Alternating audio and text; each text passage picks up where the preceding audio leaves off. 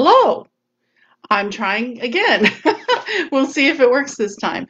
This is Jess Montgomery, and I'm here to try to you reach out in this new way, new to me anyway, through Facebook Live videos. We'll see how it works.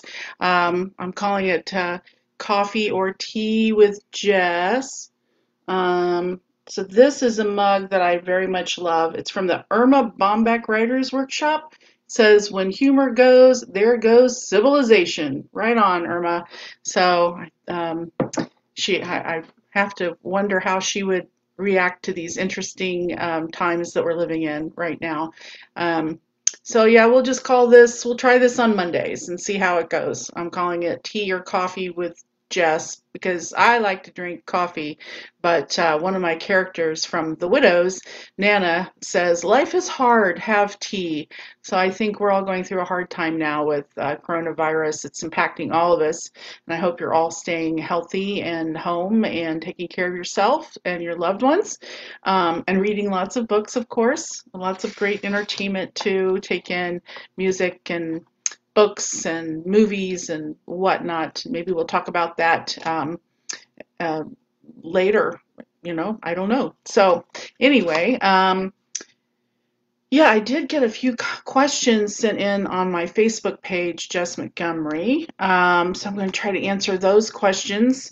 And we'll start with the first one I got was from a reader named Mary Ellen Lakes. And she asks, did any particular libraries play a role in your research for your books? And the answer is yes. I can name three.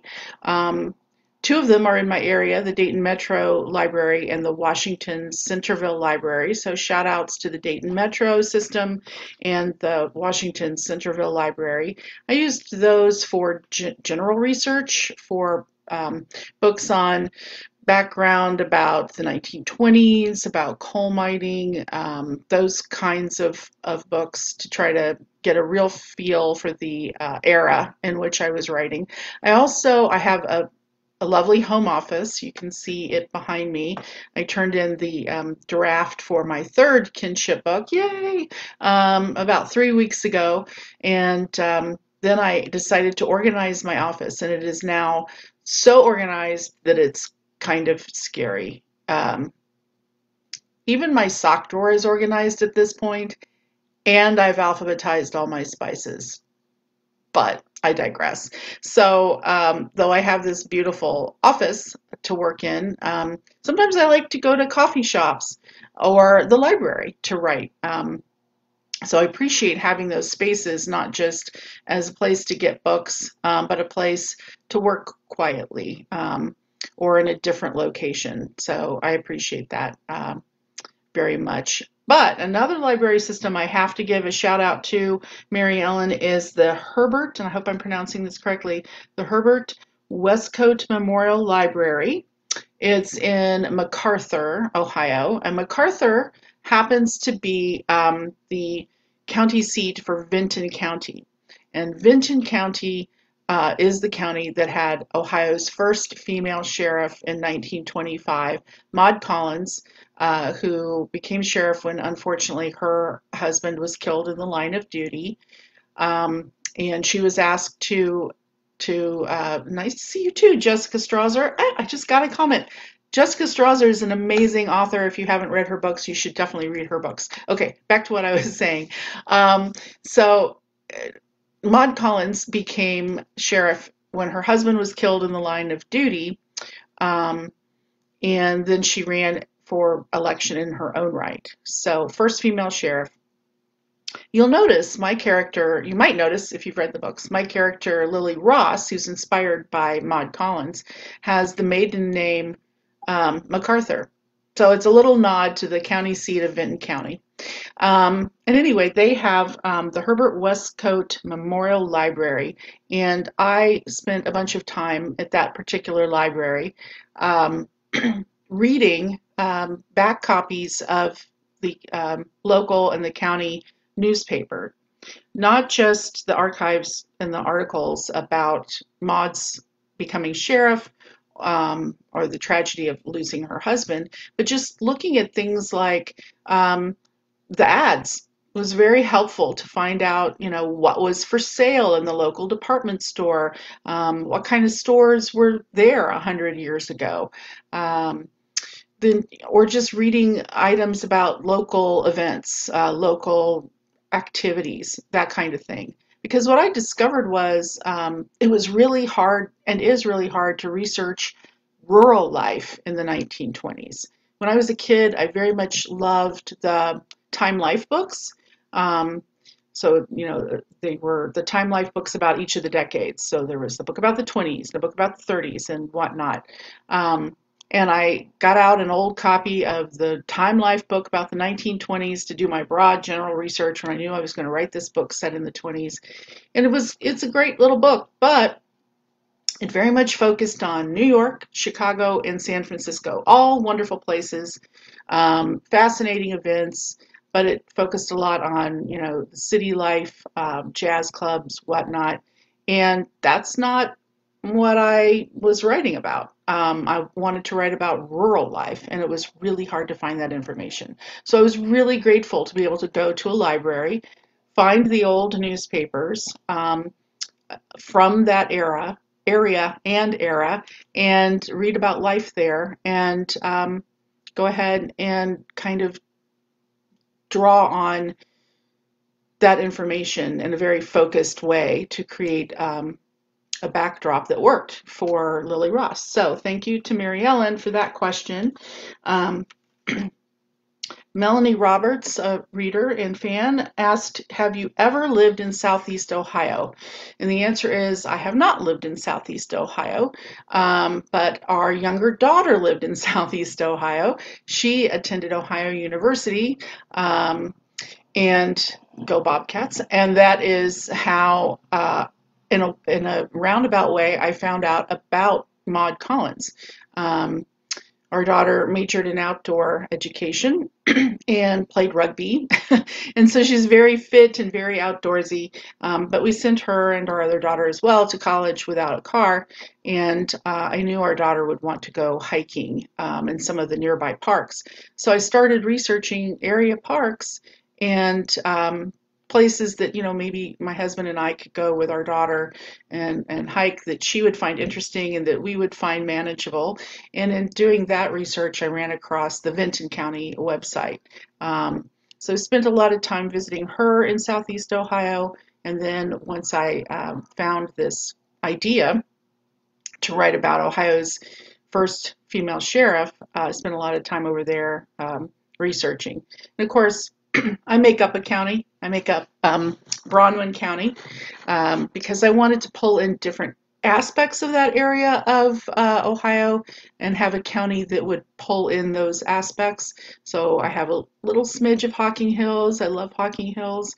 Great place to visit. I can't wait for it to reopen. Nelsonville, I pull in. Fun, beautiful town. I also pull in, of course, coal mining and buckwheat farming, so all those aspects. So I'm not from there, haven't lived there, but I've spent a lot of time visiting. And one reason, Melanie, that I wanted to write a novel series set in Ohio's Appalachian area is that my family of origin is from Appalachia in eastern Kentucky. I'm actually the first person on either side born in Ohio. I have some younger cousins who were born in Ohio after me, but my parents had me kind of late in life, a decade or so after they left Appalachia. But yet when we traveled, it was always, we're going home to see my grandma in eastern Kentucky. And so being able to write about characters in the Appalachian area of Ohio is and was, in a way for me, corny as it may sound, a sense of going home. So yeah. So thanks for that question, Melanie. Mary Ellen Lakes had was the lady who asked about libraries, but she had another question. which made me smile, I have to admit, and maybe just giggle a little because the question is, what is a typical day of writing like for you, and do you have a routine? And it's a great question, so I'm not laughing at the question, I'm laughing at myself because I have my theoretical answer, which my routine and a typical day would be to, after, obviously breakfast and that kind of thing, to focus first on my writing and not get distracted by email, the internet, Facebook, that kind of thing, and to focus just on the pure creation, the joy of creation. And actually, Mary Ellen, I do that most days, but there are a lot of days, especially lately, where I get a little distracted. So I'd like to say my typical day is the creativity, the writing, taking a lunch break, taking a walk, that kind of thing, and then getting to the editing, and then spending some time on social media and the business end of what I do. And actually, when I think back, that's true for um, most of the creation of a book, but then as I get towards a deadline and I'm caught up in the feverishness of writing, I I call myself a house plant with hair because I don't move except to write. I write, write, write, and I maybe take a break for lunch and maybe take a break for dinner, or I have my lunch or dinner while I'm writing because I'm so excited to get to this deadline. And sometimes it's because of the pressure of the deadline, but even when I haven't had the pressure of a deadline, I find as I'm honing in on that last bit of the last, say, 15% of the book, the routine goes to heck because what I want to do is simply write. So that's what I do. Um, and sometimes that routine also gets interrupted because of doing things like the research trips I was talking about, of, going to southeastern Ohio to visit the newspaper or to visit museums or that kind of thing. So I hope that makes sense. Mostly try to write first thing in the morning, take a lunch break, do a little editing of what I've written, and then focus on the business end of being a writer. So those were three awesome questions. This is kind of fun. I'm looking forward to seeing comments after you've had a chance to maybe watch this video. I will note that on the Jess Montgomery page, we have just crossed the 3,500 likes and follows. So thank you, readers. I appreciate that very, very much. If you would do me a favor and tell your friends about it too, and also, oh, I see a new question popping in from Mary Ellen. Mary Ellen asks, so are movies from your books a possibility? Before I wrap up this, I'll say I hope so. I do have a film agent, and she's looking into the possibility of either television or full-length feature film type movies pulled from these books. But we'll see. It's a long shot always for a book to make it the translation to film, but it would be fun, I think. I think it would work really well as a series on, say, Netflix or Hulu. So we'll see. I would love that. So thank you for asking that, Mary Ellen. Anyway, we're at 3,500 likes and follows, and I greatly appreciate that.